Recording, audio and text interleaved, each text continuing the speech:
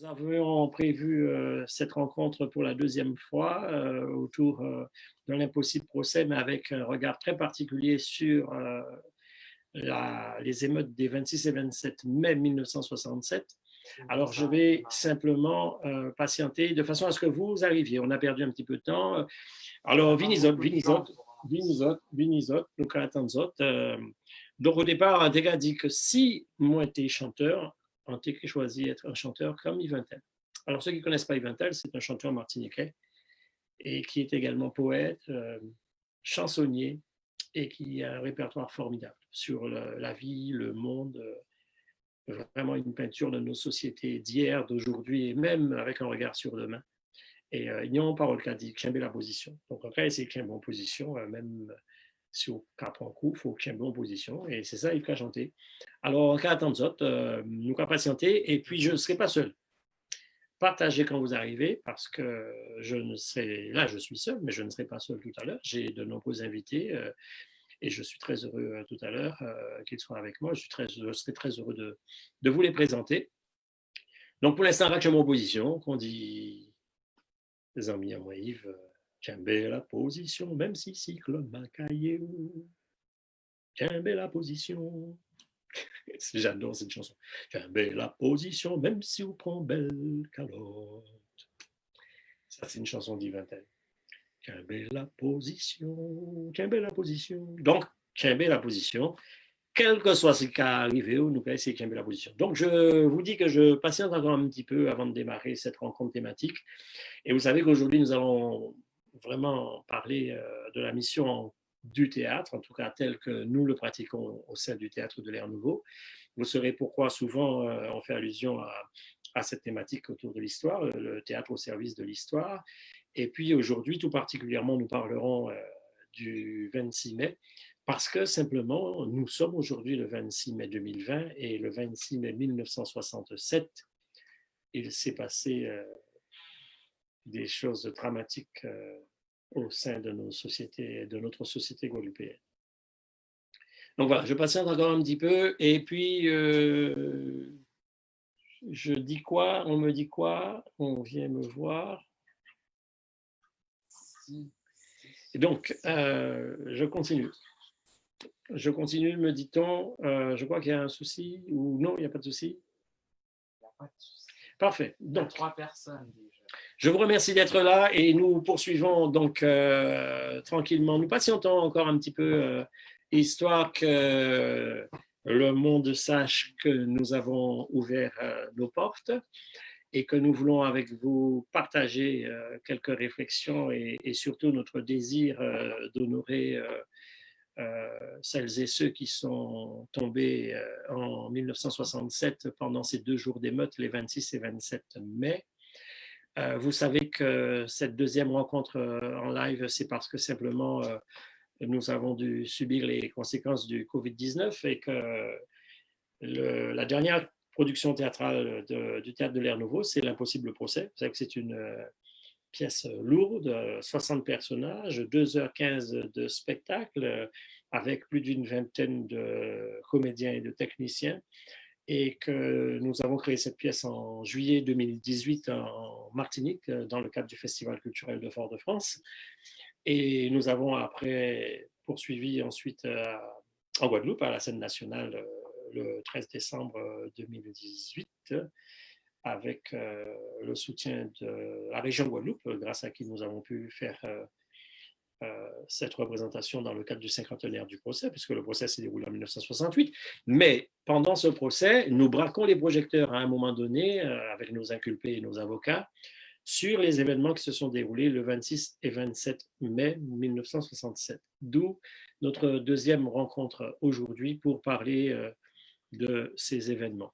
Alors, je patiente encore en vous disant, arrivez, venez. Je sais qu'après, vous allez programmer, reprogrammer, partager. En tout cas, j'ai quelques invités avec moi tout à l'heure. Je vais vous les présenter.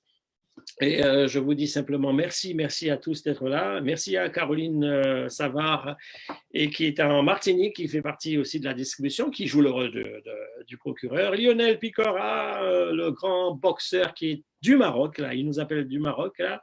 Merci d'être là. beaucoup. Merci, merci. Et José Pantoscope, merci. Sonia Lolia, merci. Et je parlais de la présence de Lionel Picard parce que c'est un grand champion de boxe full contact, 6 fois champion d'Europe, 5 fois champion du monde et puis 7 fois champion de France, si ma mémoire est bonne. Ça veut dire qu'on peut être sportif et aussi avoir aussi envie de se pencher sur nos parcours historiques et nos parcours autour de nos mythes, de nos fiertés, de nos héros, puisque nous en avons. Et puis je souligne que, comme Lionel, je sais qu'il est né le 10 mai, donc forcément, il est intéressé par tout ce devoir d'histoire qui a démarré depuis quelque temps. Voilà, donc Patricia Augustin, bonjour. Donc vous arrivez, donc je vais patienter encore un petit peu de façon à ce que vous ayez le temps de garer votre Jaguar ou votre Mercedes, en tout cas votre voiture ou votre automobile. Automobile. C'est une chanson de qui ça déjà? C'est une chanson des années 60. Hein? C'est une chanson des années 60. Bon, enfin bon, c'est pas un concours, c'est pas non plus des devinettes. Bonjour Marguerite, merci d'être là. Caroline Bourgine, merci d'être là également. Bonjour Nadia La Rochelle, je vous remercie d'arriver. Nos amis arrivent de plus en plus nombreux. Je vous dis, soyez les bienvenus. Nous patientons encore un petit peu avant de démarrer cette thématique autour du théâtre au service de l'histoire. Et vous savez qu'aujourd'hui, nous allons peu braquer notre réflexion sur les événements de mai 1967. Ah, Claude Moïse du Canada. Ah, ah, ah, ah. Claude Moïse, qu'est-ce que je peux répondre à Claude? Merci beaucoup, Marie-Christine Damblade, merci. Elle est au Canada, je crois qu'elle pose une question particulière. En fait, on se rend compte que grâce à cette nouvelle formule de retrouvailles, entre guillemets, on peut être aux quatre coins de la planète. Donc, je sais que Claude est au Canada. Pour la petite histoire, Claude Moïse est une ancienne comédienne du théâtre de l'Air Nouveau. En 1986, c'est avec elle que nous avons créé l'Antigone de Sophocle, adaptée par Patrick Chamoiseau. Pour ceux qui connaissent un peu le répertoire, ça s'appelait Le Bourreau d'Antigone. La mise en scène et adaptation était signée Marilyn Ampigny à partir d'un texte de Patrick Chamoiseau. Et Claude Moïse était Antigone et moi j'étais son bourreau. Voilà, ça se passait en 7 jours pendant le carnaval et pendant le séjour du ministre Mesmer à l'époque, les étudiants s'étaient un peu fâchés contre la loi et ça avait dégénéré encore une fois. Et donc c'est pour vous dire que quand j'entends Claude Moïse, je revois tout de suite les grandes étapes que nous avons partagées ensemble quand elle était en France et qu'elle faisait partie de la compagnie théâtrale. Donc Claude, merci d'être là. Caroline Bourgine, merci. José Toribio, voilà encore un élu de chez nous qui est sans doute un grand culturel, entre guillemets. C'est peut-être même le premier qui a mis dans notre paysage des traces de mémoire. Et je pense aussi aux grosses chaînes qu'on voit sur le théâtre de Verdure au Lamentin. José Toribio, merci d'être là. Je suis vraiment heureux que vous soyez parmi nous. Sidiki Bakaba, qui n'est pas à présenter, alors là, permettez-moi de dire quels sont ceux qui nous entourent. Sidiki Bakaba, qui est auteur, metteur en scène et comédien, et qui a été pendant très longtemps directeur du Palais de la Culture en Côte d'Ivoire. Sidiki, merci. Et puis, puisque je pense à Sidiki, je suis obligé de juste vraiment avoir une pensée pour Michel Piccoli qui nous a quittés cette semaine.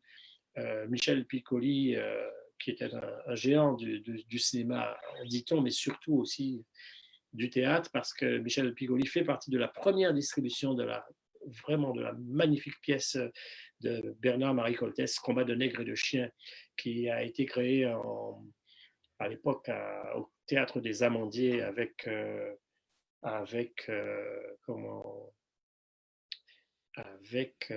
Patrice Chéreau, mise en scène par Patrice Chéreau, avec Philippe Léotard, Sidiki Bakaba et donc Myriam Boyer. Voilà. Donc, une pensée pour Michel Piccoli et merci Sidiki de nous avoir rejoints. Merci Vanda Nico, merci Gwenaël. Alors, je pense que nous sommes maintenant suffisamment nombreux et je vais ouvrir la thématique de ce soir. Merci à tous d'être avec nous parce que ça nous fait grand plaisir. C'est notre deuxième live et je vous le dis et je vous le disais au début, cette rencontre, c'est aussi pour compenser le fait que nos représentations théâtrales aient été annulées, et vous le savez, pour cause de Covid-19. Nous devions jouer pour la première fois à Paris l'Impossible procès, cette pièce que j'ai adaptée à partir du texte de Guy Lafage. Et grâce à la rencontre organisée avec mon ami Pierre Samba, qui est le manager de Soft, qui n'est pas non plus à présenter, mais c'est grâce à Pierre qu'on a pu faire cette connexion et après tout le travail, près de 3 ans de travail autour de cette production. Et donc nous avions programmé, enfin, nous avions trouvé un théâtre, le théâtre de l'Épée de Bois, et du 21 au 24 mai, on aurait dû. Et comme ça ne s'est pas passé, ben, le 21 mai, j'ai fait une première live pour simplement présenter tous les comédiens de cette troupe. Ils sont très, très, très nombreux. Et c'était l'occasion de dire au public de Martinique et de Guadeloupe de les remercier parce qu'ils ont été très, très nombreux. Chaque fois qu'on a joué cette pièce, on a joué à guichet fermé et nous avions hâte de retrouver le public parisien. Donc, cette pièce intitulée L'impossible procès, c'est la reconstitution théâtrale d'un procès historique qui s'est déroulé en 68, mais c'est suite aux événements et aux émeutes de mai 1967. Aujourd'hui, nous sommes le 26 mai, et c'est un jour qu'on ne devait pas, qu'on ne voulait pas rater. Et donc, pour la petite histoire, cette pièce revient sur l'inculpation de 18 Guadeloupéens qui ont été arrêtés de façon arbitraire et déportés et jetés en prison. Pratiquement toute l'élite de la Guadeloupe, ils étaient avocats, jeunes médecins, étudiants en médecine également, des pharmaciens, il y avait 2 mécaniciens. Je vais les nommer parce que c'est très important. Songeo, parce qu'ils ont été déshonorés, et ce sera très important de revenir sur le traitement qu'ils ont subi pendant cette période. Pierre Sainton, Claude Macouc, Serge Glaude, Georges Baden, Albert Caracalla, Félix Rode, Henri Rode, Gérard Lauriette, Mathias Gustave, Ken Kelly, Roland Minacci, Amédée Etils, Michel Numa, Édouard Dancher, Rémi Flessel, Georges Rupert, Antoine Marguerite, Saturnin Nicolo. Et ces 18 inculpés sont interprétés par nos comédiens guadeloupéens, martiniquais, que je vais nommer tout à l'heure. Donc, parmi ces inculpés, il y a des hommes vaillants, droits dans leurs bottes, qui n'ont pas renoncé à des valeurs qu'ils voulaient défendre. Et ils ont été défendus par 17 avocats. Je vais aussi les nommer parce qu'ils ont marqué cette époque et cette période. Maître Leclerc, Matarasso, Beauvillard, Corrégé, Jouffa, Maître Manville, Camille Darcière, Gros Desormeaux, Mathieu, Moati, Hermantin, Lative, Draps, Hérissé, Butin, Labadie, De Félicie. Voilà, ce sont des personnages qui ont marqué l'histoire. Et il ne faut pas oublier qu'à cette époque-là, ce n'était pas évident. Nous étions en 1968. Sont venus les soutenir à la barre de grandes personnalités également. Jean-Paul Sartre, Aimé Césaire, Paul Vergès. Ils étaient très, très nombreux. Merci à Christophe Roussel d'arriver. Oh, c'est gentil. Agnès Noël qui est là. Merci beaucoup. Michel Luca, je parlais de vous tout à l'heure. Agnès Noël aussi, qui est une comédienne formidable qui vit en Haïti. Donc, on a Haïti avec nous, c'est génial. Et Michel Luca, merci d'être là. Patrick Pierre, merci. Vous êtes de plus en plus nombreux à nous rejoindre. Donc, ce soir, je ne serai pas seul. J'aurai aussi des invités avec moi. Je vais vous les présenter tout à l'heure.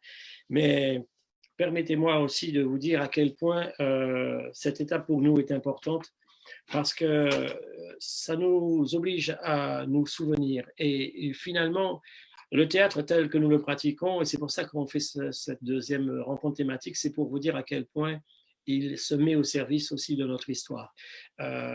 Et ça fait très, très, très longtemps qu'on travaille dans cette orientation de façon à soulever le voile et de ne plus cultiver l'oubli, mais par contre, pour tenter de comprendre et de nous soigner à la fois, parce que ce sont souvent des drames qu'on visite et qui ont traumatisé nos pays et nos grands-parents. Voilà.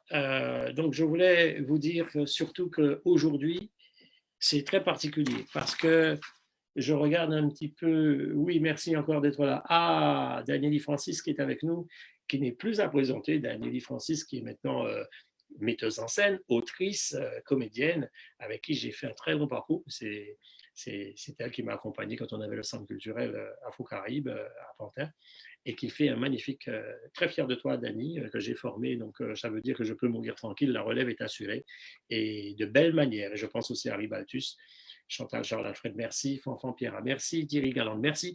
Donc, je disais, aujourd'hui, nous sommes le 26 mai 2020 et nous voulons nous rappeler que les 26 et 27 mai 1967, les forces de l'ordre ont tiré à balles réelles sur des ouvriers désarmés qui réclamaient quelques centimes.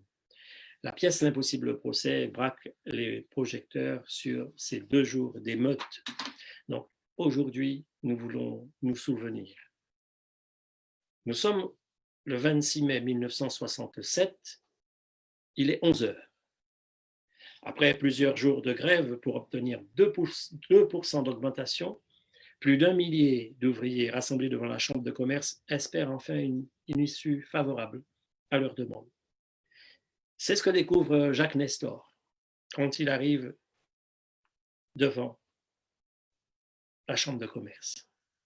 À l'intérieur, il y a des discussions qui sont tendues. Le patron des patrons se nomme M. Brizard, il ne veut rien lâcher. Mes amis, il est 13 heures. Les négociations sont rompues. Un des représentants des ouvriers quitte la salle pour aller donner des nouvelles. Il paraît qu'une parole malheureuse aurait été prononcée. Quand les nègres auront faim, ils reprendront le travail. Quand les nègres auront faim, ils reprendront le travail. C'est Brizard en personne qui l'aurait dit. Il répète que c'est faux. Il n'a jamais dit ça. Non, il ne l'a pas dit, mais trop tard. Sa parole résonne déjà partout. La foule se dresse maintenant comme un seul homme et la délégation patronale se sent menacée. Et évidemment, elle fait appel aux forces de l'ordre. Il est 14h30. Une soixantaine de CRS arrivent sur les lieux et se répartit en 2 groupes. Un premier prend position place de la Victoire devant la sous-préfecture. L'autre, armé de boucliers, de matraques, de fusils à la main, avance et pénètre dans le bâtiment tout en dégageant les alentours afin de permettre la sortie de Brizard et des autres membres de la délégation. L'affrontement est inévitable. À la sortie de Brizard, la situation dégénère. On ne saura jamais qui a commencé. Jet de pierre contre Alambi, bouteille de verre, face aux coups de matraque, à des bombes lacrymogènes qui explosent de partout et qui dispersent la foule. On suffoque, on se dégage, mais attention, on s'encourage aussi.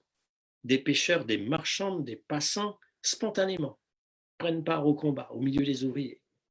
Mes amis, les coups pleuvent dans tous les sens. Les policiers du commissaire Canales, mobilisés depuis le matin, se replient. Mais pas Canales, lui, qui reste mêlé à la foule. Le groupe de CRS est posté sur la place. Il avance. Les autorités s'affolent. Il est 15h15. Le préfet de Guadeloupe, Pierre Bolotte, a regagné Pointe-à-Pitre. Il est à la sous-préfecture en présence des chefs militaires et du sous-préfet Petit. Nous sommes en situation d'insurrection. Le préfet, en ce vendredi 26 mai 1967, intime aux forces de l'ordre de tirer pour se dégager. Tirer sur la foule. Se mettre sur le pied de guerre et faire usage de toutes les armes. Il charge et tire. Aux balles à blanc se succèdent des balles réelles. Il est 15h30. Une première victime tombe près du monument aux morts, place de la Victoire. Tout semble indiquer qu'il s'agit de Jacques Nestor. Il a bien été visé. L'homme jouit d'une grande popularité. Tout le monde l'appelle Jackie. Jacques Nestor, c'est un militant actif du GONG, le groupe d'organisation nationale de la Guadeloupe.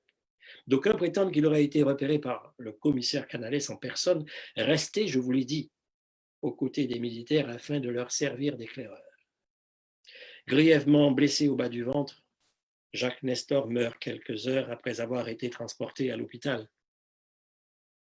Il n'est pas le seul. Le nombre de victimes va très rapidement se multiplier. Le massacre se poursuivra ainsi jusqu'au lendemain, samedi 27 mai. Le bilan officiel s'établit à 8 morts et des centaines de blessés. On sait aujourd'hui qu'il y a eu beaucoup plus de morts. Parmi les premières victimes identifiées, Jacques Nestor, très jeune, 26 ans, Camille Taré, 24 ans, Georges Zadig Gougounian, 15 ou 16 ans, Harry Pinsmaille, 19 ans, Aimé Landre, Olivier Tidas, Emmanuel Gravery, Jules Cancel. Vous savez que pendant le quinquennat de François Hollande, il a été commandé à l'historien Benjamin Stora d'établir un rapport sur cette période. L'historien Benjamin Stora a confirmé qu'il s'agissait d'un massacre et qu'il y avait 8 morts identifiés. Je viens de les citer. Mais nos historiens qui se sont penchés sur cette question, sur ce drame, sur cette tragédie sans pareil, nous révèlent qu'il y a au-delà de 8 morts, peut-être même 80, 88, voire 100 morts. Cette période a traumatisé les Guadeloupéens. Cette tragédie a traumatisé tout un peuple. Et c'est pendant cette période que nos inculpés ont été arrêtés, déportés, jetés en prison. C'est cette pièce qui raconte comment les événements se sont déroulés grâce aux inculpés qui témoignent, qui se défendent. Mais il faut savoir, chers amis, que lorsque les inculpés sortent de prison, ils peuvent enfin rejoindre leur famille en Guadeloupe. N'oubliez pas qu'ils sont traités de pestiférés parce que tout le monde a peur. En fait, ils sont déshonorés une première fois quand ils sont jetés en prison, déshonorés une deuxième fois puisque malheureusement la population a peur. C'est ça qui est important de souligner parce que cette peur-là, il faut savoir la chasser. Le travail que nous faisons avec la compagnie théâtrale et cette pièce, L'impossible procès, nous aide à comprendre et à chasser cette peur parce que jusqu'à présent, beaucoup de parents qui ont enterré en cachette ont toujours peur de s'exprimer. C'est pour ça que mes amis, nous avons choisi de faire cette rencontre thématique aujourd'hui. Merci d'être là et j'aurai donc le plaisir de vous présenter tout à l'heure nos invités qui témoigneront également et qui vous diront que c'est aussi grâce au théâtre qu'ils ont découvert cette histoire. Pour commencer, je vais donner la parole à Astrid Sivsanker. Astrid qui est directrice de production et qui est née à Pointe-à-Pitre, qui a grandi à Pointe-à-Pitre et elle nous dira comment elle a connu cette période. Et après, j'inviterai à nous rejoindre progressivement Esther Myrtil, qui est aussi comédienne, metteuse en scène, autrice, qui fait aussi un travail formidable avec les jeunes chez nous. Et nous aurons également Laure Tarrer, qui est enseignante, et je vous dirai pourquoi il est important de parler de nos enseignants qui font un travail formidable. Et c'est parce que l'enseignement chez nous doit compter. Il y a l'école académique que nous avons, mais il y a parallèlement ce que nous devons faire autour de notre devoir d'histoire. Il y aura également Cédric Tuffier, qui est l'un des comédiens de la pièce, et vous saurez pourquoi. Et Robert et Francis Galpin, qui sont des passionnés de théâtre, ils vont également témoigner. Voilà. Est-ce que Astrid est bien là? Est-ce qu'elle est bien parmi nous? Astrid Sivsanker, si tu nous entends, dis-nous comment tu as découvert cette histoire. Est-ce que tu étais déjà né? Peut-être pas, peut-être oui. Je sais que tu étais déjà né. Astrid, merci d'être là. Bonjour à tout le monde, bonjour planète Facebook, bonjour les amis, merci de nous rejoindre. Attention, ton micro, est-ce que ton micro est ouvert, Astrid? Merci. Jacqueline Chéry qui vient, Luc Laventure qui n'est pas à présenter, merci. Luc Colin Serin, merci beaucoup d'être avec nous. Daniel Gombo, vous êtes nombreux, merci. Est-ce que tout le monde m'entend bien? Pipo, merci d'être là. Voilà, le son passe, parfait. Astrid Sivsanker. Ok, donc je disais qu'en 1967, j'avais 3 ans. Et donc, pour moi, c'était un nuage bizarre parce qu'en fin de compte, j'ai grandi à Pointe-à-Pitre, j'ai grandi en Guadeloupe et Ça va pas là. dans les années ton 60, manifestations, aux démarches, aux mouvements qui existaient dans la population, eh bien, moi, je me suis entendu dire, bah, attention, tu ne vas pas sur les barrages. Bon, d'accord. Pourquoi? On va tirer sur nous. Et si on tire sur nous, ça ne va pas être des fausses balles, ça ne va pas être des lacrymogènes, ça va être des vraies balles. Donc, tu vois, on nous a un peu insufflé la peur comme ça dans notre adolescence, au moment où on avait des envies d'expression, des envies de comprendre. Et c'est souvent qu'à Pointe-à-Pitre, il arrivait qu'il y ait des barrages. Donc, évidemment, la curiosité, quand tu as 15-16 ans, tu as quand même envie d'y aller. Donc, tu y vas. Moi, ça m'est arrivé effectivement de me retrouver un jour sur un barrage à la Gabarre. Et il y a eu des tirs de lacrymogène et tout le monde est parti en courant au galop. Et là, je dis, mais pourquoi vous courez? Et des copains de lycée à l'époque qui m'avaient entraîné avec d'autres nous ont dit, attention, tu ne connais pas l'histoire de 1967? Et là, je disais, mais c'est quoi? Qu'est-ce qui s'est passé en 1967? Et il n'y avait personne pour me dire quoi que ce soit. Donc, j'ai grandi avec beaucoup de points d'interrogation, comme beaucoup de Guadeloupéens et de Guadeloupéennes. Et je me suis fait ma petite histoire personnelle au fur et à mesure des rencontres, des discussions, des échanges avec les uns les autres. Je fais un coucou à mon ami Max Mazepa de l'UPPN. Attention au micro. Parce que au moment de mon adolescence, est-ce que parler de ça, est-ce que ton micro, on a un problème de micro? Est-ce que vas-y, essaye encore parce qu'on t'entend par coup. Donc je disais qu'on m'a parlé de ça au fur et à mesure. J'ai fait mon histoire à moi de mon côté. Et en fait, j'ai rencontré la vraie histoire et j'ai rencontré cette histoire quand on a commencé à travailler sur l'impossible procès, quand on a commencé à préparer cette pièce. Donc, vous vous imaginez, ça fait déjà 30 ans, quoi.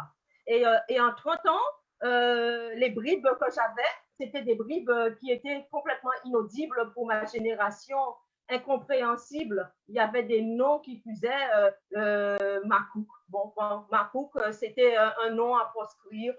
J'avais entendu ça, tu vois. Donc, en fin de compte, on se rend compte qu'il y a des trous dans notre histoire, il y a des trous dans notre éducation. Et là où j'ai envie d'insister, c'est que travailler pour une compagnie théâtrale qui s'intéresse à l'histoire et à la mémoire, c'est construire au fur et à mesure sa propre mythologie, ses propres connaissances, et c'est travailler à le faire partager et à le faire connaître avec d'autres. Personnellement, j'ai autant appris en travaillant avec le Théâtre de l'Air Nouveau qu'en allant fouiller dans les livres et qu'en allant discuter avec des personnalités, des personnes qui allaient m'éclairer sur cette histoire et sur cette page de notre mémoire qui est blessée, qui est enfouie, qui est mal connue et qui n'est pas valorisée. C'est ce que j'ai à dire. Donc, j'ai envie d'insister sur l'aspect citoyen de ce travail de mémoire, qui n'est pas un travail gratifiant, loin de là, mais on a énormément de bonheur quand on se rend compte que les personnes qui reçoivent cette histoire sortent grandis, sortent heureux, sortent renforcés. Et moi, je suis très, très fière et très contente d'avoir rencontré mes héros, les héros de la Guadeloupe, ces grands hommes que je ne connaissais pas et pour lesquels je n'avais pas. J'ai eu la chance que quand on a fait les représentations en Martinique, les scènes sont venus et je vous avoue que j'ai failli tomber à la renverse quand je les ai vus en vrai. Tellement j'étais impressionnée par leur présence, par leur humilité, par leur gentillesse, par leur sagesse aussi. Et je sais que, bon, je peux mourir tranquille parce que j'ai rencontré mon histoire en vrai. Merci, merci Astrid. On se parlera tout à l'heure et avec tout le monde. Et nous avons bien compris que finalement, tu as utilisé le terme héros, oui, parce qu'ils ont eu une conduite héroïque et que rencontrer des personnages dont on a entendu parler et que tu le disais aussi qu'on a diabolisé, quand on donnait le nom de Makouk, attention, il faut changer de trottoir, il y a aussi cet aspect négatif qui a desservi la cause qu'il défendait, parce que aussi ce sont des hommes qui défendaient la dignité du Guadeloupéen. Pendant cette période-là, le contexte était un contexte très particulier, le racisme était bien présent, les fraudes électorales organisées par l'État et le système, et qu'à un moment donné, il était temps simplement que certains Guadeloupéens osent dire au système oppresseur stop, et que nous sommes des êtres humains à part entière et qu'il fallait défendre la dignité du Guadeloupéen. C'est ça qu'il faut entendre. Et c'est pour ça qu'en soulevant le voile, on retrouve le chemin de la verticalité. Je le dis souvent. Et je répète aussi qu'on a entendu récemment parler beaucoup de la Martinique, mais vous savez qu'on a pratiquement les mêmes chemin, entre guillemets, puisqu'il y a eu une même affaire comme ça en 1962 en Martinique avec l'OJAM, et vous savez qu'ils ont aussi mis en prison 18 Martiniquais parce qu'ils avaient osé écrire sur les murs la Martinique aux Martiniquais. Ils se sont retrouvés aussi poursuivis pour atteinte à la sûreté de l'État. Donc maintenant, ça me donne l'occasion de présenter avec grand plaisir Esther Myrtil, qui est metteuse en scène, autrice et qui est aussi comédienne et formatrice. Et j'ai vraiment eu envie d'inviter Esther parce que je suis aussi son travail depuis très longtemps et je sais qu'elle elle aussi s'inscrit dans ce questionnement de cette mémoire qu'on nous a peut-être volée, qu'il faut visiter, revisiter, et notre métier, en tout cas le théâtre, peut nous donner cette occasion. Esther, si tu m'entends, tu es la bienvenue. Est-ce que tu m'entends, Esther, qui est en Guadeloupe? Esther? Alors, on va t'ouvrir le micro. Esther Myrtil, je dis bonjour Esther, est-ce que tu nous entends? Oui, je t'entends très bien. Voilà, parfait, on t'entend Esther. On t'entend, c'est bien, tu peux t'exprimer. D'accord. Ah bon, alors tout d'abord, je tiens à te remercier, Luc, pour cette invitation que tu me fais, ainsi que tous les participants qui nous écoutent. Alors, qu'est-ce que je pourrais dire? Tellement de choses, mais je vais synthétiser. Alors, en ce qui me concerne, j'ai entendu parler des événements de mai 67. J'avais 6 ans. Je me rappelle qu'un jour, j'ai vu ma mère rentrer de son travail en larmes. Elle était effondrée parce qu'elle avait assisté au loin à des émeutes sanglantes et qu'elle était incapable de me dire quoi que ce soit dessus. Je me rappelle que ce jour-là, des voisins s'étaient précipités à la maison pour la réconforter et elle n'avait pas voulu m'en parler parce que c'était violent, parce que sans doute pour me protéger. Mais là où j'ai compris quelque chose, c'est quand je suis entrée au lycée. J'ai eu cette chance, oui, cette grande chance d'avoir des enseignants qui ne se contentaient pas d'appliquer uniquement le programme de l'éducation nationale, mais d'éveiller notre conscience, notre sensibilité, notre humanité en nous parlant de certaines choses qui se sont déroulées en Guadeloupe. Et comme moi, je m'ennuyais littéralement dans certains cours, je n'ai pas honte de le dire, sauf le français parce qu'il y avait une partie théâtre, il y avait une partie littérature caribéenne, mais l'histoire du programme national, le siècle féodal, Pépin le Bref, Roland de Roncevaux, bon, ok. Excusez-moi. Bon, je m'ennuyais et je ne me gênais pas pour le dire. Et quand j'ai rencontré certains professeurs, en l'occurrence comme Max Jeanne, Max Renette, le monsieur Yvon Le Borgne, avec lesquels j'allais discuter, je posais des questions parce que je sentais bien que nous sentions, parce que je n'étais pas seule, il y avait des jeunes avec moi, on se posait des questions, on se disait, mais on grandit dans un milieu, vous êtes là ou pas? Oui, on t'écoute Esther, avec beaucoup d'intérêt. On nous ment, il y a une abstraction, il y a une absence de nous-mêmes, d'où on vient, on essaie d'interroger nos parents. Alors, la grande chance que certaines familles ont d'avoir eu un ascendant, un précédent qui leur dit où c'est petit amant et tellement et tel qui travaille à Civitation en telle année. Moi, je sais qu'il y a un trou. Il y a une absence comme une sorte d'amnésie imposée. Et c'est pour cela que quand j'ai commencé à voir ce que Luc écrivait, tout comme on a eu des dramaturges allemands historiques comme Bertolt Brecht, je me suis dit, mais nous pouvons avoir des dramaturges caribéens afro-descendants qui nous recentrent dans notre réalité en questionnant notre passé, en mettant au présent notre passé pour que nous comprenions ce que nous sommes, pourquoi nous avons quelquefois des contradictions, une sorte de complexité, une sorte de rejet en même temps, une sorte de fascination pour les nôtres. Nous avons des rapports compliqués parce qu'il y a un fil qui a été sectionné. Mais c'est à nous de le chercher parce qu'il y a d'autres qui l'ont fait avant nous. Et toutes ces personnes que tu as citées, ce sont des personnes dont la sensibilité était déjà exacerbée. Leur humanité était au crescendo. Effectivement, on nous a parlé de grands humanistes dont je ne conteste pas la pertinence. Bien entendu, Fanon, on nous parle de Fanon, de Glissant, mais nos humanistes, ce sont aussi ceux dont on ne parle pas et qui sont tombés sous les balles, qui ont pris des risques pour protéger les leurs, qui se sont sacrifiés, parce qu'il y a les voix dont on peut pérenniser la mémoire, mais il y a aussi les sans-voix.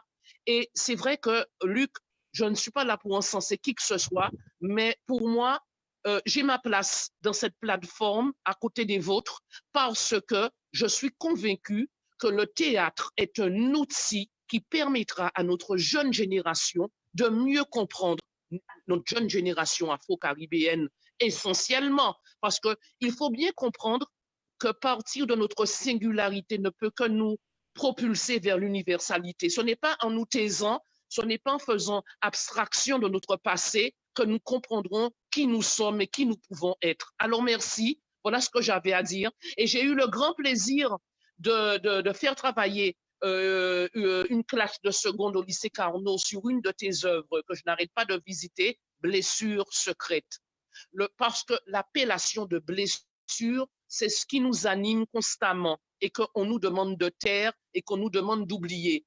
Et les élèves avec qui j'ai travaillé n'avaient jamais, essentiellement pour la plupart d'entre eux, n'avaient jamais entendu parler de ce drame qui s'était déroulé à Port-Louis en 1943, excepté quelques-uns dont leurs parents leur ont dit « mais ah oui, mais mon père m'a dit ». Alors donc, c'est quand même une transmission, une mémoire qui ne meurt pas malgré toutes les tentatives qui sont faites dans un État souverain pour que nous fassions abstraction de nous-mêmes, pour que nous nous taisions.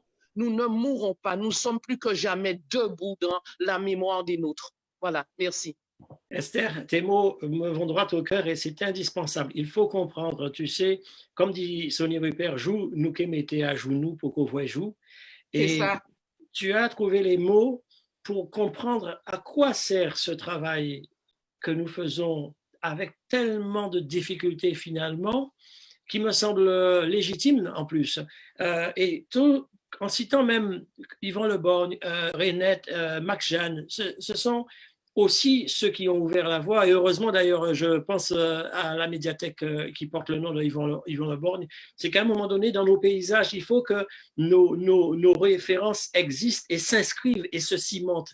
Et merci d'avoir trouvé les mots parce que nous comprenons aussi avec ta réflexion que c'est le chemin qui va mener à la réconciliation avec soi-même. C'est ça qui nous fait défaut. Et je crois qu'il faut insister. Souvent, je dis, c'est dommage qu'on considère le théâtre comme le parent pauvre des arts. Nous jouons en musique, nous jouons en danse, mais on a des artistes excellents dans tous les domaines. Mais je sais que le théâtre peut nous apporter un plus parce qu'il est dans le prolongement de soi, il est dans l'épanouissement de soi, il est dans la possibilité d'ouvrir tellement de tiroirs qu'on a fermés à clé.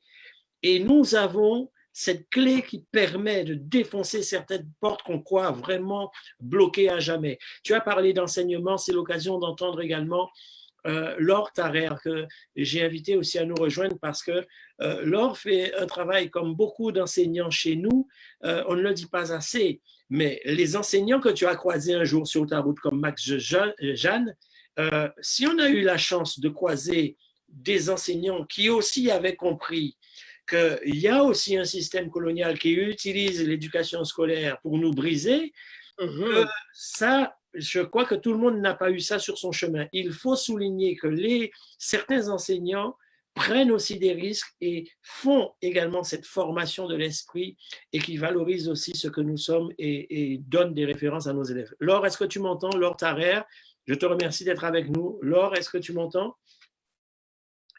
À tout à l'heure, Esther, tu ne pars pas, tu restes avec nous. Merci encore pour tes mots. Laure, est-ce que tu m'entends? Voilà, on te voit, mais je ne t'entends pas. Laure? Laure est aussi en Guadeloupe, hein, donc Esther était en Guadeloupe. Vas-y, Laure, on a ton son. Est-ce que ton micro est ouvert? Pour l'instant, il est pas. Voilà, ça y est. Parfait. Ça y est? Parfait. D'accord. Bonsoir tout le monde. Bonsoir. Alors, moi, je naissais au moment des événements, puisque je suis née le 25 mai.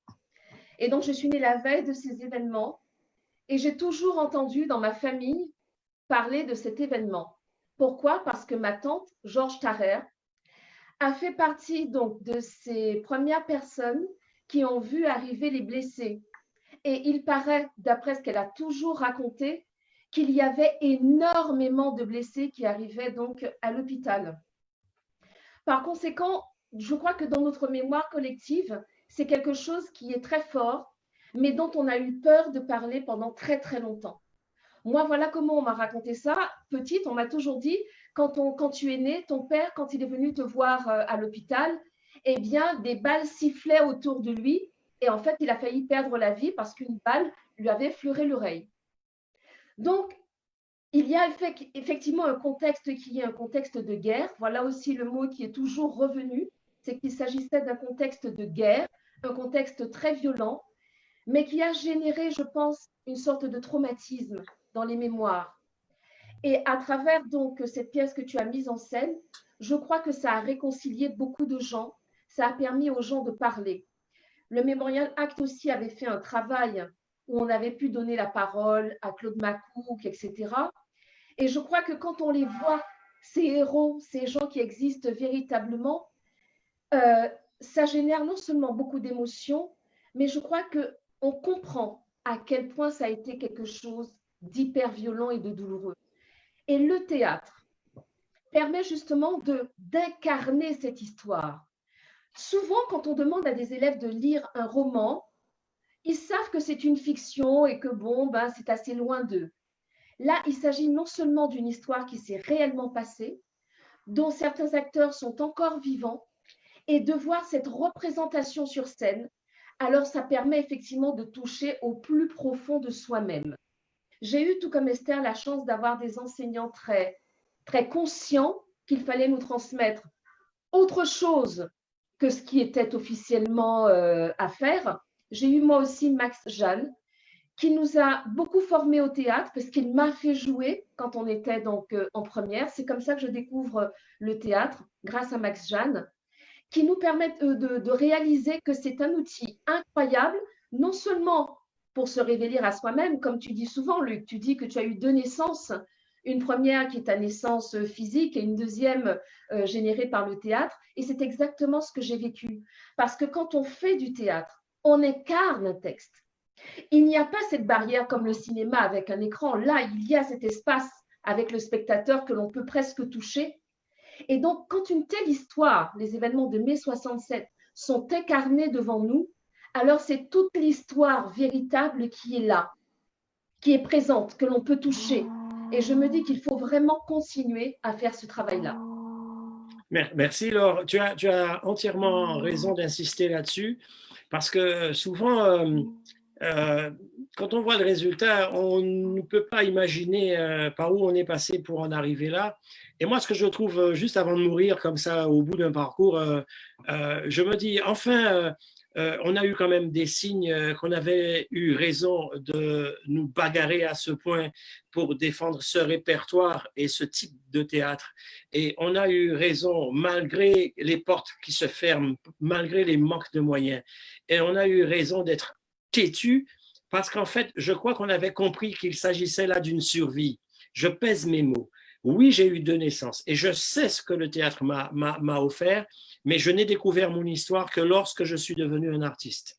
Et ça, je ne l'oublie pas. Donc, si on peut se permettre de temps en temps d'utiliser nos métiers, vous l'enseignement, moi ce que je sais faire à travers le théâtre, je suis certain qu'on pourra peut-être réparer encore un peu et penser nos plaies parce que nous n'avons pas eu de psy pour nous soigner après la traite négrière et l'esclavage, après le système colonial qui nous est broyé. Nous n'avons pas eu des psys après les traumatismes de 67. Mais je vais encore te dire merci, reste avec nous parce qu'on va poursuivre. Et j'aimerais encore dire que heureusement, depuis quelques années, le voile se lève et que Absolument. les silences et que le PSEC commence à disparaître. Vraiment, le PSEC, là, il dit PSEC, papa, il n'est pas dit. Tout à fait. Là, je crois que maintenant, on dit stop. Et ça, c'est intéressant. Et il y a eu aussi d'autres documentaires sur cette période-là. Je pense aussi au documentaire réalisé par Danick Zandronis sur cette question-là, avec Daniel Trépi. Il y a eu récemment, enfin, des images et des paroles qui commencent à sortir de l'oubli, mais la parole n'est pas encore tout à fait libérée. Il faut poursuivre ce travail-là en insistant simplement sur le souci de l'enseignement, parce que c'est ça qui nous mène à la verticalité. Je te remercie, Laure. Ne pars pas, on va poursuivre nos échanges. Tu as parlé aussi de blessures secrètes avec Esther. C'est l'occasion de présenter Robert et Francis Galpin, parce que ce sont des passionnés de théâtre. J'ai voulu aussi que cette parole de personnes de tous les jours se joigne aussi à la nôtre, parce que j'ai presque peur souvent de dire n'allez pas croire que le théâtre c'est bitin à blanc ou bitin intellectuel. Je ne suis pas un intellectuel, moi je suis un ouvrier spécialisé en théâtralité. Et qu'à un moment donné, tout le monde a sa place et qu'il ne faut pas être complexé parce qu'on va prendre la parole en public ou un jour on va monter sur. Ce n'est pas vrai du tout. Il faut apprendre à prendre la parole en public parce qu'en fait, on nous a tellement condamnés à nous taire que le chemin de l'ouverture vers l'épanouissement de soi est possible à travers ce que nous enseignons avec le théâtre. Et France-Lise, à qui je vais donner la parole tout à l'heure, je l'ai rencontrée grâce au travail fait autour de la tragédie de 1943 à Port-Louis, et c'est aussi une commande, c'est aussi une demande de l'UPPL, elle en parlera. Je ne savais rien non plus de ce qui s'était déroulé en 1943 à Port-Louis. Et là, grâce au théâtre et grâce à mon métier, j'ai été invité à faire un travail pour honorer la mémoire des 3 victimes, encore une fois tuées par balle, par des forces de l'autre. Francis, est-ce que tu m'entends? Francis et Robert Galpin. Parfait. Voilà, Francis. Nous sommes là. Merci. Donc, eux, ils sont parlé de Port-Louis, ils ont utilisé Port-Louis, là. Port-Louis. Donc, bonjour tout le monde. La vaillante. Donc, la glorieuse. Merci tout le monde. Merci, Luc. Et tout ce plat. À tous les spectateurs, bienvenue à ce rendez-vous. Et donc, Francis Galpin de Port-Louis. Je remercie l'UPPL, particulièrement Jean-Marie Hubert, le secrétaire politique, qui a très bien compris que la politique n'était pas seulement électoraliste, mais c'était aussi solidaire, c'était économique, c'était social et c'était aussi éducatif. Donc, à ces mots, il fait appel à Luc Saint-Éloi en 2016 pour commémorer les victimes d'avril 1943. Il faut savoir, depuis tantôt, une gerbe était déposée régulièrement à chaque 30 avril par l'organisation politique UPPL. Et là, je pense qu'il avait déjà compris qu'il fallait aller au-delà et qu'il y avait vraiment un questionnement. Qu'est-ce qu'on fait? Qui sont ces personnes? Cette cachotterie qui se faisait en sourdine, et il fallait lever le voile. Et donc, il a fait appel à ce professionnel metteur en scène qui est Luc Saint-Éloi. Et à ce moment-là, a vu naissance une pièce de théâtre, Blessures secrètes.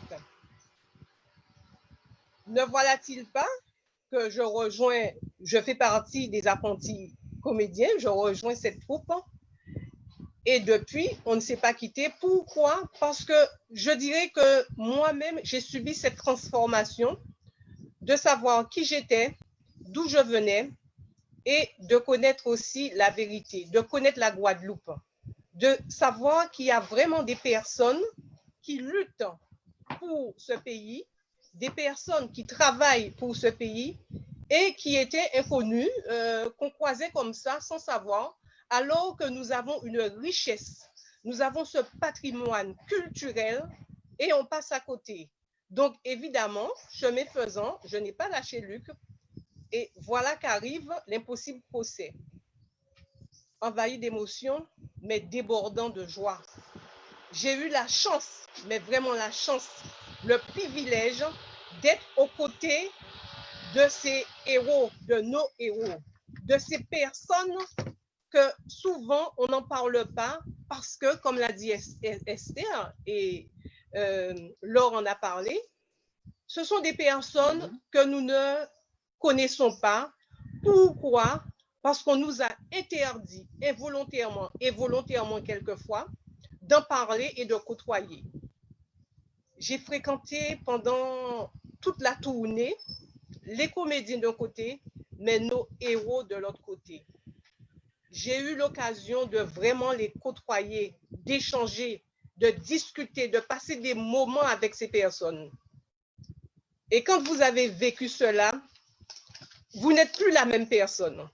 Vous avez envie de partager, mais vous avez envie de dire à votre public, c'est le moment, c'est maintenant, pas après. Allons vers ces personnes. Il faut les côtoyer, il faut leur parler. Ils ont envie de parler parce que l'image, l'étiquette qu'on leur avait collée, l'image qu'on avait fait véhiculer, ce ne sont pas du tout gamines. Je dirais même que j'avais peur d'en entendre parler puisque c'était vraiment des personnes à ne pas côtoyer. Et aujourd'hui, quand vous découvrez la cause pour laquelle ces messieurs ont été jetés en prison pour nous, pour notre famille, pour nos enfants, pour nos petits-enfants, pour moi, l'histoire ne doit pas s'arrêter là. On doit continuer cette mémoire. On doit enseigner, on doit partager. Il est important. C'est presque... Il faut immortaliser ces moments. Parce que sinon, nous n'allons plus nous reconnaître, nous n'aurons plus d'identité et on sera perdu. En fait, il y aurait tellement à dire. Oui, il n'y aurait pas à dire. Je pense que tu as dit aussi l'essentiel et c'est pour ça que je disais tout à l'heure au début de mon intervention et j'ai pris le temps de les nommer parce que ce sont des Guadeloupéens qu'on a déshonorés en les mettant en prison et finalement, quand je parle de traumatisme, ça veut dire que malgré tout cet enfer qui a duré très longtemps, certains ont fait 7 mois, 9 mois de prison pour certains, comme Félix Rode, mais c'est qu'à un moment donné, même quand ils ressortent, ils sont encore une deuxième fois crucifiés puisqu'on les traite de pestiférés. Il faut les fuir. Ce sont des gens qui vont poser problème. C'est pour ça qu'on s'est tué pendant longtemps. Mais quand on arrive plus de 50 ans après, et à dire qu'il y a encore parmi nous certains qui sont en vie, Claude Macouk, Minachi, Serge Claude. On va les nommer encore parce qu'il faut qu'on comprenne qu'ils n'ont pas encore parlé avec nous.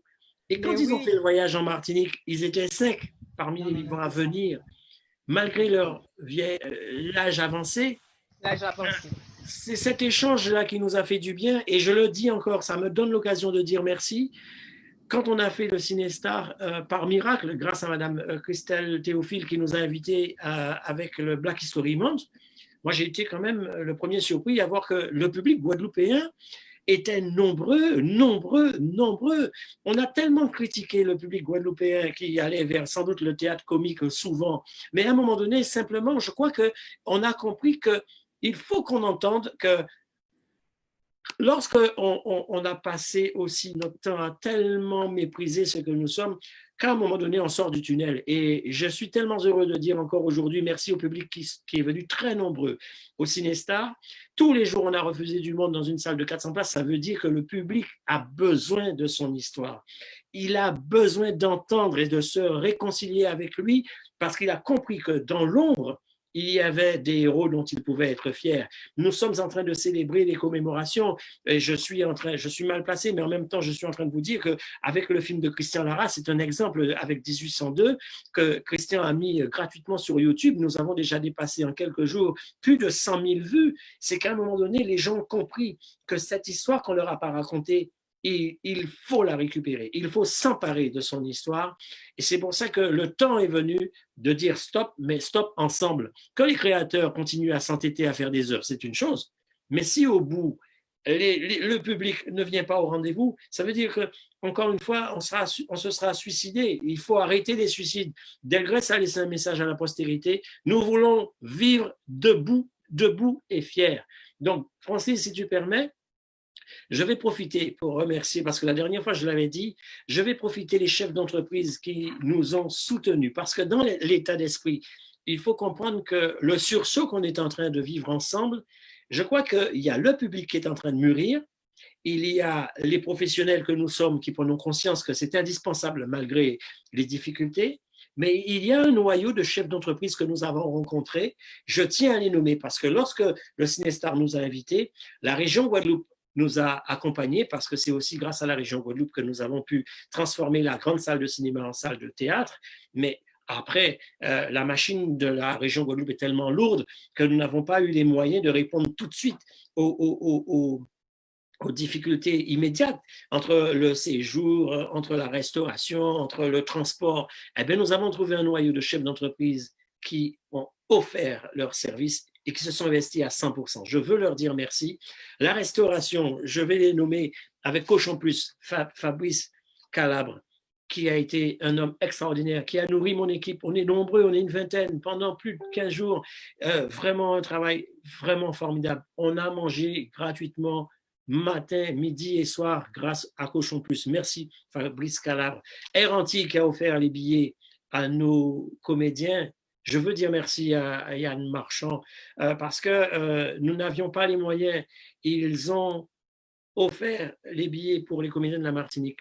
Quant aux comédiens de Paris et les techniciens, nous sommes nombreux, mais je vous le dis comme je le pense, s'il n'y avait pas eu ce sursaut, je ne sais pas comment j'aurais fait pour répondre parce que j'avais déjà signé le contrat avec Cinestar, mais chaque chef d'entreprise que je vais nommer a pris un billet d'avion pour chacun de nous, chacun des comédiens et techniciens. Je vais nommer All Start Pause avec Jacques Viator, Monsieur Viator, merci. Aluminium System Pause, Monsieur Belfort Alphonse, Monsieur Belfort, merci. Monsieur Métran, Jacques Métran, Jacques Otto, merci Jacques, parce que si vous n'aviez pas été là, je ne vois pas où est-ce qu'on aurait pris des billets d'avion et nous pas été dans la nage, d'accord? Donc, encore une fois, Jacques Otto, merci. Karukera Metal Pose, Monsieur Bruno Uri, Messi en pile, Messi en l'eau, LV Metal Déco, Monsieur L'Argent, merci encore. Système Plus, Monsieur Gino Viator, merci. Madame Nathalie Berthelot, la CGTS, Monsieur Jocelyn Fautra, merci en lot. Imaginez qu'on nous a mis un bus, qu'on a personnalisé, un bus uniquement pour la troupe pendant toute la tournée. Et c'est vraiment grâce à Monsieur Fautra, Nathalie Berthelot, avec un chauffeur extraordinaire, Grégory. Merci en lot, Grégory. Bougat est en service à nous. Mais vraiment, encore merci. Je veux dire merci à Monsieur Jocelyn Mouisa, c'est qu'il a hébergé toute mon équipe, chacun un bungalow individuel, parce qu'on a besoin, on a tellement de travail que quand on monte dans les chambres, on a besoin aussi d'être tranquille.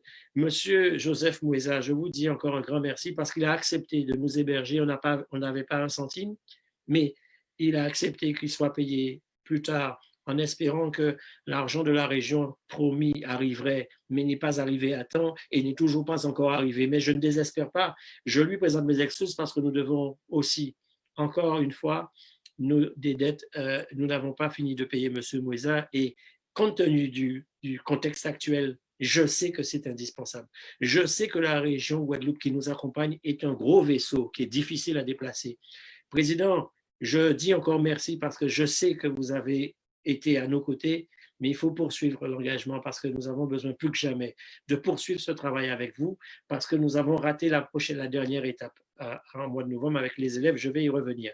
Je veux remercier le Festival Cap Excellence en Théâtre qui nous a permis de revenir au mois de mai, parce que c'était important, parce que tous les Guadeloupéens n'avaient pas vu cette pièce, mais il est question aussi de dire merci, parce qu'ils nous ont, malgré qu'on soit nombreux, ils nous ont fait rentrer, ils nous ont fait venir pour 2 jours au Festival Cap Excellence. Je veux remercier l'hôtel Arawak, parce que l'hôtel Arawak nous a pris en charge aussi pour les repas. Et vraiment, on a trouvé des équipes extraordinaires. Pierre Saint-Luce, monsieur Pierre Saint-Luce, grand merci avec le cœur. Corinne Saint-Luce, merci. Et toute l'équipe de l'Arawak. Ça veut dire qu'à présent, si vous avez besoin en Guadeloupe, vous avez une idée adresse que nous commençons à recommander les autres, l'Arawak au Gosier, allez. Et puis, les gîtes de l'Union, monsieur Joseph Mouisa, allez.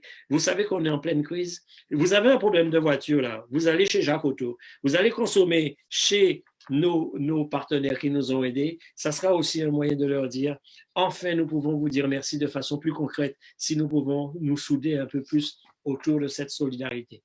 J'ai peut-être beaucoup parlé, mais c'était important de se dire merci, merci, merci aux chefs d'entreprise parce qu'il y en a. Il y a des entreprises extraordinaires en Guadeloupe qui sont dirigées par des grands Guadeloupéens qui ont compris c'est quoi cette Guadeloupe dont on veut être fier et quel héritage on veut laisser à nos enfants. Pardonnez-moi d'être long parce que c'est important de comprendre ça et nous aurons encore besoin de vous parce que nous avons de nouveaux rendez-vous autour de l'histoire. Aujourd'hui, c'est le 26 mai. Nous devions sortir de l'ombre les victimes des émeutes des 26 et 27 mai, parler du traumatisme guadeloupéen, parler de ce procès parce qu'à travers le procès, on braque les projecteurs. Et qui dit procès parle de spectacle, mais je veux aussi vous dire à quel point le public, vous avez compris que vous êtes mature. Et nous, quand on l'obité encore ensemble. Monsieur Robert Galpin, pour terminer, je veux que vous témoigniez parce que Robert a fait partie des publics qui nous ont entourés. Il a été en Martinique avec son épouse nous rejoindre. Il est resté aussi à nos côtés. Il nous a aidés dans l'équipe pour le décor. Nous sommes très, très nombreux, mais nous n'avons pas suffisamment de moyens pour remercier et payer tout le monde convenablement. Mais lorsque nous trouvons des âmes, j'allais dire des âmes charitables, ce n'est pas le bon terme. Lorsque nous trouvons des patriotes et qui ont compris que seuls on va mourir, ils nous disent simplement ne mourrez pas tout de suite, un tout petit peu plus tard. Donc je vous dis encore merci de m'avoir offert une prolongation. Robert Galpin, est-ce qu'on l'a écouté? On l'a écouté et dit pour finir, on m'a signalé qu'il y a Cédric qui ne va pas falloir oublier tout à l'heure. Je sais, je vais finir avec Cédric, mais c'était pour parler du public et... Tout à fait, tout à fait. En tout cas, ce que je voudrais te dire, à toi déjà, un très, très grand merci. Merci, merci, merci. Merci à toi et merci à toutes ces personnes. Hein, je parle de Laure, je parle d'Esther et toutes les autres personnes qui nous permettent aujourd'hui. Mais je vais m'arrêter vraiment à toi puisque c'est par ton biais que j'ai découvert Avril 43. Avril 43 qui est mon histoire très proche puisque ma mère, Port-Louisienne, m'amenait illuminée, si vous me permettez de raconter cette petite anecdote, m'amenait illuminée sur la plage de Port-Louis, en sablat, comme je disais. Et donc, pour moi, ça n'avait pas un grand caractère. C'était aller mettre des bougies. Et puis, mes grands-parents, c'est-à-dire mon grand-père et ma grand-mère qui étaient dans le sable, je ne les connaissais pas. Et par le biais de ce dont nous venons de parler tout à l'heure, de Avril 43, par le biais de cette pièce de théâtre, par le biais de l'UPPL, comme Francis l'a dit tout à l'heure, on allait mettre des gerbes, mais c'était des gerbes, quoi, ça s'arrêtait là. Et puis, quand j'ai vu et compris cette pièce de théâtre, je me suis dit, mais c'est mon histoire. Et là, ça m'a ouvert vraiment les yeux. Et mon grand-père et ma grand-mère, qui étaient des personnes malheureuses et qui ont vécu à l'endroit où je me trouve actuellement, non loin de la gendarmerie, eh bien, j'ai pu leur donner un visage. J'ai pu essayer d'aller chercher un petit peu plus loin, de comprendre qui était mon grand-père, ma grand-mère, et donc en interrogeant les voisins, des personnes qui sont encore vivantes d'ailleurs, et ces personnes m'ont expliqué qui était ma mère, qui était mon grand-père. Donc, j'ai pu découvrir. Et là, c'est très, très important. C'est très important de savoir, tu découvres qui tu es et tu as envie d'aller beaucoup plus loin. Et là, je dis par rapport, ça éveille, hein, le théâtre éveille les consciences parce que ça m'a éveillé, ça m'a permis d'être curieux. Et quand je dis qu'on laisse un héritage à nos enfants, nous laissons un héritage. Mais je demande aux politiciens de faire très, très attention. Regardez ce qui est en train de se passer à Martinique. Regardez ce qui risque de se passer ici parce que les jeunes, ils veulent aller beaucoup plus vite. Nous, nous avons un petit peu arrondi les angles. Eux, ils ne veulent pas le savoir. Ils vont déraciner, déboulonner. Et ça risque d'aller très, très loin, cette histoire. Donc, il appartient aux politiques, à mon sens, d'arrêter de faire des ronds de jambes, à nos intellectuels aussi d'arrêter de faire des ronds de jambes et de se mettre vraiment au travail, comme c'est, pas simplement par les écrits, mais par des actes, par des engagements forts. D'accord? Et donc, voilà. L'impossible procès. Alors, après avril 43, je vous fais grâce parce que ça serait vraiment trop long, mais ça m'a permis quand même de découvrir qui je suis et je ne sais pas si vous imaginez. On s'était promis de faire 1h30 si on pouvait respecter. Oui, donc je fais court, hein, je fais court. Et donc, pour revenir à l'impossible procès, ça aussi c'est mon histoire parce que je l'ai vécu. J'avais quoi, une dizaine d'années, un petit peu moins de 10 ans. Et donc, j'étais au cœur de la chose puisque j'habitais le faubourg Henri IV pour ceux qui connaissent Pointe-à-Pitre, c'est-à-dire tout près de la rue Henri IV, donc vraiment au cœur de Pointe-à-Pitre. Et c'est là que c'était chaud. Et je me souviens qu'à un moment donné, ça a été la grande bousculade et j'ai entendu un oncle au fond d'un couloir, parce qu'il y avait des couloirs à ce moment-là, qui a été bousculé. Et on s'est dit qu'il est mort. Il est mort parce que nos parents nous ont fait rentrer rapidement, c'était couvre-feu. Et on a su le lendemain qu'il n'était pas mort. Et vous savez pourquoi? Simplement parce qu'il a pu sortir sa carte et montrer qu'il avait été un vaillant guerrier d'une guerre précédente. Donc, ça veut dire en quelque part que sinon, ben, ouais, il serait mort, il serait mort comme d'autres, quoi. Donc là, il est très important pour nous. Nous ne devons pas l'oublier, les enfants de Massotto, d'Ignace, de Solitude, d'Elgrès. Et ça, nous devons respecter ça. Aujourd'hui, nous sommes debout. Nous sommes debout, nous sommes fiers et nous irons très loin. Je dirais juste par rapport à l'impossible procès que nous avons eu à appeler Madame Rode pour pouvoir lui demander son sentiment et pouvoir intervenir. Et Madame Rode était en pleurs.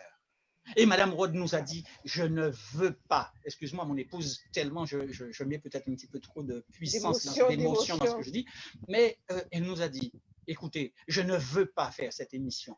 Je lui ai posé la question, Madame Rode, pourquoi est-ce que vous ne voulez pas faire cette émission? Elle m'a dit, je ne veux pas la faire parce que je ne veux pas pleurer devant ces Français. Je lui ai dit, eh bien justement, si vous pleurez, vous allez pleurer pour vos enfants, pour les petits Guadeloupéens qui sont petits, peut-être pas si petits que ça, mais c'est pour eux que vous allez pleurer. Et ces larmes que vous allez avoir, ce sont des larmes d'émotion que vous allez avoir, mais que vous allez avoir non pas parce que vous demandez pardon à ce peuple-là, d'accord, mais vous allez le faire par rapport. Je ne vous ai parlé que de Madame Rode, je pourrais encore parler d'autres et d'autres, mais ça nous ferait trop long. On va revenir là-dessus et je fais allusion à la série que nous avons produite juste après le Sinistar sur les traces de mai 1967, où nous avons interrogé effectivement les inculpés vivants, mais ceux qui sont décédés, nous avons été voir soit un fils, soit une fille. La plupart avaient aussi assisté à l'arrestation. Et puis Madame Rode qui a accepté de nous recevoir et qui a témoigné. Et elle me disait, pour la première fois, je le fais. Et je vous remercie. C'est parce que c'est vous, mais je lui dis, c'est tellement important pour la Guadeloupe de vous entendre. Alors, cette série a été diffusée une première fois sur Guadeloupe, la première au mois de mai l'an dernier. Il est vrai que je l'ai proposé à nouveau, mais bon, je n'ai pas eu de retour, mais j'espère que ça ne va pas tarder. Ce sont des témoignages que nous devons entendre parce que ce sont des témoignages qui viennent valoriser ce que nous sommes et qui nous sommes. Et je regarde, il y a vous. Merci beaucoup. Je viens d'avoir un petit message de Max Jeanne. On vient de parler de Max Jeanne et de sa vocation et de sa mission auprès de nos élèves. Merci Max Jeanne. Caroline qui nous envoie un petit bonjour. Caroline, ça va. Martine Datil. Gérard Lefebvre, merci beaucoup. Axel Rousseau qui dit seul on va mourir, c'est ça même, seul on va mourir. Non, restons optimistes, nous n'allons pas mourir puisque nous sommes dans le sursaut. Et le sursaut, c'est aujourd'hui. Et puis pour te rassurer, Robert, je crois que forcément, France Fanon nous a dit chaque génération doit remplir sa mission, la trahir doit trouver sa mission, la trahir ou la remplir. Notre génération a fait la sienne et qu'à un moment donné, la suivante arrive pressée, mais il faut remplir le paysage pour qu'elle ne soit plus déroutée. Il faut que nous puissions lui dire, voilà vos références, nous devons remplir et combler le vide. C'est important d'entendre ce signal, c'est une alerte, c'est un signal, c'est rien d'autre que, attention, et on nous dit attention, donc faisons ensemble maintenant, nous devons poursuivre ce travail-là. Il ne faut pas qu'on soit trop long maintenant, mais j'ai invité Cédric Tuffier, qui est un des comédiens de la pièce L'Impossible procès, parce que Cédric joue plusieurs avocats, mais également Jean-Paul Sartre. Mais je trouve que Cédric a rencontré notre histoire à travers cette pièce. Le drame de mai 1967, nous sommes aujourd'hui 26, c'est pour qu'on puisse aussi sortir de l'ombre ceux qui sont tombés, aider les familles à faire leur deuil 50 ans plus tard. Cédric, je veux t'offrir aussi le mot de la fin, entre guillemets, parce qu'on a été plus long que prévu. Merci d'être là, merci de ta patience. Chacun dira aussi un mot de la fin pour bien montrer que nous sommes tous ensemble et que c'est une parole collective et qu'ensemble, on peut aussi accoucher de belles choses pour amorcer le virage. Tu as vu comment on fait un virage? Quand tu fais le virage, si tu comptes trop, tu touches. Si tu comptes bien, tu te regrettes et tu as compris compter? Ouais, j'ai bien compris. Tu m'entends là? Oui, parce que comme je sais que tu apprends le créole en ce moment, bon, là encore, Cédric, c'est à toi. Ouais, j'ai beaucoup d'émotions à vous écouter. Je ne sais comment intervenir parce que je suis un blanc et pas concerné par, mais très à l'écoute parce que je suis un féru d'histoire et que tout ça me bouleverse. Je voudrais d'abord commencer par Robert et Francelise. Moi aussi, je vous aime énormément. Et parce que ça a été une super rencontre avec eux aussi, Robert et Francis Galpin. Et puis toi, Luc, ça me bouleverse. Hein. Je veux dire, cette rencontre, c'est incroyable, quoi. C'est un combat, c'est des sensations, c'est des émotions, c'est de l'harmonie, c'est de la vibration, c'est organique. C'est moi en tant que comédien, je veux dire, moi, je veux être utile. Je veux pas être une star. Je veux être un comédien. Et en plus, pour la transmission et pour l'histoire, c'est encore mieux, quoi. J'ai des ateliers à Paris, je les fais travailler en improvisation pour qu'ils voient autre chose que ce qu'on leur apprend dans les livres d'histoire, même à Paris, quoi, pour, pour que d'autres choses résonnent, qu'ils se disent que voilà, il faut pas forcément glorifier ceux qui ont voulu se prendre pour des empereurs, quoi, sans nommer des noms. Et puis après, en plus, à travers le spectacle de l'Impossible procès, on a rencontré effectivement des vrais héros, quoi, les grands hommes, quoi. Tu les as tous nommés, et puis ceux qui étaient vivants, avec qui on a pu manger, boire des petits rhums, etc. C'était excellent, quoi. Et puis surtout, moi, ce que j'ai retenu d'eux, c'est qu'ils en parlaient avec beaucoup d'humour. C'est ça qui est fou, quoi. Ils ont vécu l'horreur, ils ont été et ils ont été des parias même après le procès, effectivement, en rentrant en Guadeloupe. Et ils arrivent encore à en rigoler, quoi. C'est ça qui est très fort humainement et qui nous force à ne pas oublier et puis à combattre et à continuer à travailler là-dessus. Parce que le théâtre, c'est un outil. Enfin, vous avez tout dit, hein. Il faut pas être dans l'amnésie, tout ça. La transmission, c'est mon ressort, comme c'est un mot qui résonne très fort chez toi, je crois, parce que c'est dans ta direction que tu nous parles de ressort. Et, et cette pièce, c'est des ressorts pour la vie, c'est des ressorts pour continuer, pour être là, voilà, pour parler des blessures secrètes, comme le titre d'un des spectacles, etc., de découvrir l'histoire, de savoir d'où on vient, pourquoi tout ça, pourquoi l'Europe est si riche, quoi, à cause de toutes ces années. Ça, c'est le rendez-vous de l'année prochaine, mon cher Cédric. Ouais, voilà. Je profite de ta présence pour citer les comédiens exceptionnels qui nous accompagnent. Ah ouais. Donc Pierre Santini qui nous a rejoints et j'en suis très heureux. Mais tous les comédiens antillais, guadeloupéens, ils sont organiques, ils sont.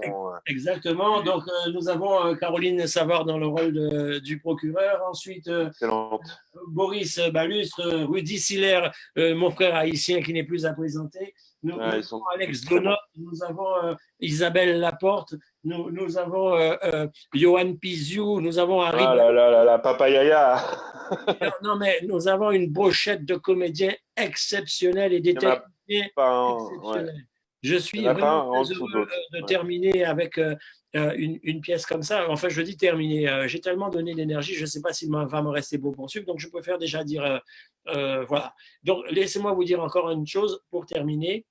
Je souhaite que chacun puisse rapidement dire un mot comme mot de la fin. Donc, Cédric, ça sera toi, en sachant que l'impossible procès donc revient si tout va bien, parce on est encore dans le flou hein, avec ce contexte très particulier. Oui, mais Du 5 Antonio nous attend.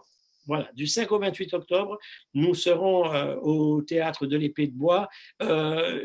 Cédric est un comédien remarquable. Ça fait 4 jours qu'il tourne autour du théâtre de l'Épée de Bois et aujourd'hui, je ne sais pas comment il a fait. Il était à l'intérieur du théâtre de l'Épée de Bois. Il a filmé. Aujourd'hui, j'y étais. Ouais. Et donc, ça veut dire que nous sommes dans des situations complètement sinistrées. Je pense à tous les gens de ce métier. Plus que jamais, nous sommes avec un genou par terre. Sachez que vous pouvez également, sur le site www.l'impossibleprocès.com, prendre tous les renseignements qu'il faut. Et nous allons mettre en place une petite plateforme qui vous permettra de laisser vos noms, adresses et emails de façon à ce qu'on puisse continuer à vous donner des informations et à vous mobiliser pour que lorsqu'on va reprendre, on a 15 représentations. 15, c'est pas n'importe quoi à Paris. Ça fait très longtemps que le théâtre de l'Air Nouveau n'a pas eu un théâtre parisien qui lui a ouvert les portes. Et je dois remercier Ariane Mouchkine, parce que c'est grâce à Ariane Mouchkine qu'on a pu trouver les recommandations auprès du théâtre de l'Épée de Bois. Et je veux encore vous dire un grand merci à tous et au public qui nous entend et qui nous écoute. Alors, le mot de la fin, rapidement, monsieur et madame Galpin, citoyen port-louisien et citoyen du monde, à qui je dis grand merci pour le soutien que vous m'accordez, que vous apportez au Théâtre de l'Air Nouveau. Je ne peux pas tout vous dire, mais si ces 2 personnes n'étaient pas là, je ne serais pas en face de vous en train de vous parler. Alors, moi, je dis merci à Luc Saint-Éloi, Astrid, à toute la troupe. Merci à la Guadeloupe, merci à l'UPPL, parce que c'est grâce à l'UPPL que notre histoire a pris naissance. Et je vous aime, la Guadeloupe tout entière. Soutenez l'impossible procès, soutenez le théâtre de l'Air Nouveau, soutiennent Luc Saint-Éloi, soutiennent grand homme Lassa. Nous aimons Luc, nous aimons les autres. Merci, c'est réciproque. Merci. Tu as dit un mot très important. J'aime la Guadeloupe. Nous aimons la Guadeloupe. Nous, c'est des belles Guadeloupéens, mais nous, c'est des entiers Caribéens. Robert. Moi, je voudrais te remercier une fois de plus, mais tous ces comédiens, remercier déjà Esther, Laure pour le travail. Mais il y a même le Québec qui nous embrasse. Le Québec qui nous embrasse. Nathalie Savard qui nous embrasse. On te fait de grosses bises aussi. On lui fait à Caroline de grosses bises et à tous les acteurs qui ne sont pas là.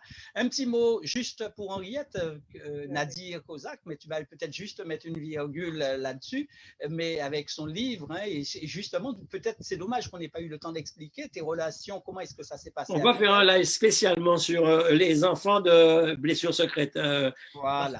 Tu cites effectivement après Blessures secrètes qui a été publié aux éditions Jazor. Il y a le livre d'Henriette Kozak qui a écrit après avoir vu la pièce et qui s'est renseignée parce qu'elle a découvert le passé de son père qui était le Timal de cette période, le premier maire de Port-Louis.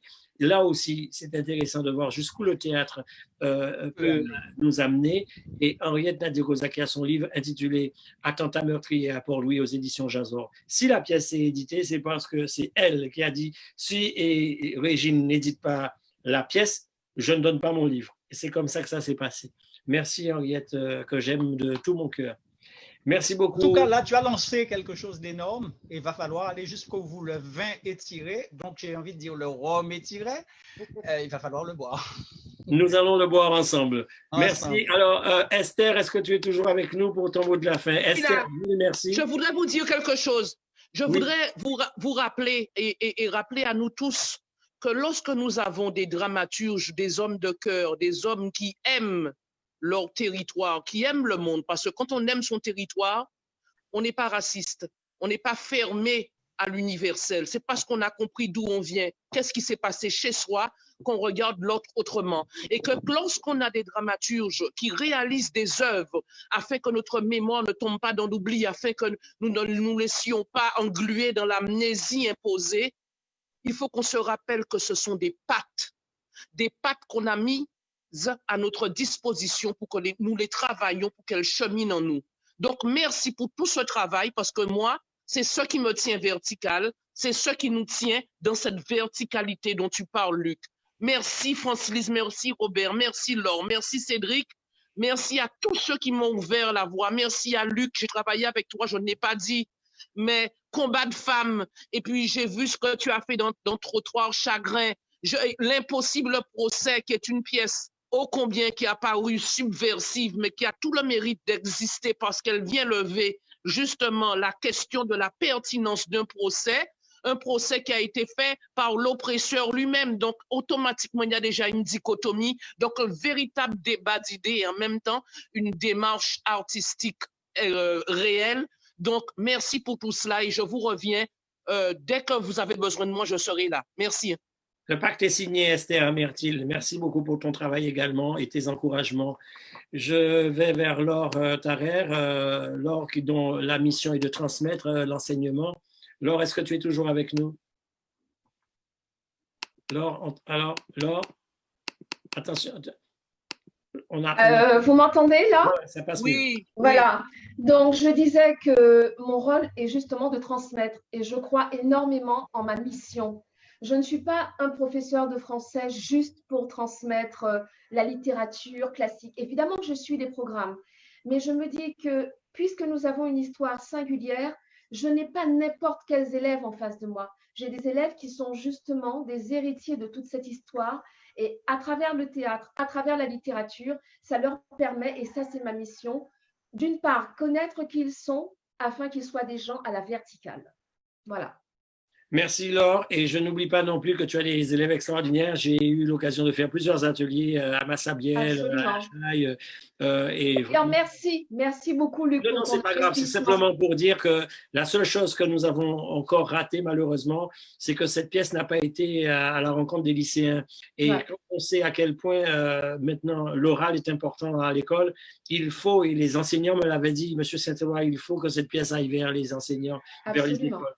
Malheureusement, je ne suis pas le seul à décider. Par contre, nous devons plus que jamais y penser. Il faut qu'on revienne en Martinique parce qu'on nous l'a promis, mais ce serait bien de revenir en Guadeloupe avec cette pièce, mais à destination des lycéens, pour leur, vraiment pour leur transmettre ces valeurs extraordinaires qui sont vraiment véhiculées au travers de cette pièce. Merci Laure, et tiens, tenez bon.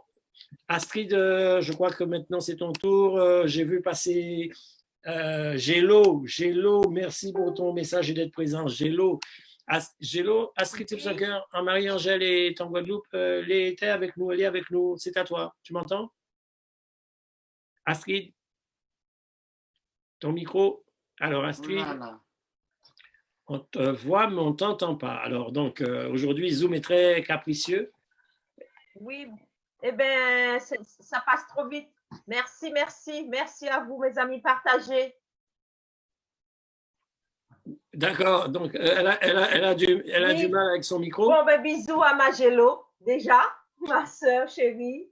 Bisous à toute la Guadeloupe, bisous de tout cœur à tous ceux qui nous soutiennent et qui nous portent dans ce combat difficile. Et puis, vous avez remarqué que le théâtre prend d'autres formes, que nous avons des discussions maintenant sur les réseaux sociaux et que les outils numériques nous aident. Finalement, ça fait des années que nous travaillons avec un pied d'un côté de l'Atlantique et puis l'autre pied de l'autre côté de l'Atlantique et on fait le grand écart en permanence. Mais les réseaux sociaux nous réunissent. Et en fait, c'est que le début. Et il me semble que de toute façon, c'est le pas à prendre. Il y a encore des discussions à mener, il y a encore des rencontres à faire, il y a encore des échanges à mettre en place.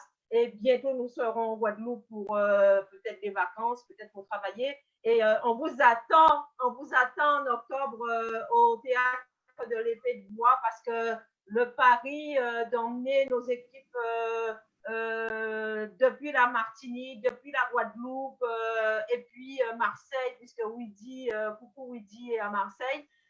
C'est pas une messe à faire, mais on sait qu'on va y arriver parce qu'il y a la foi,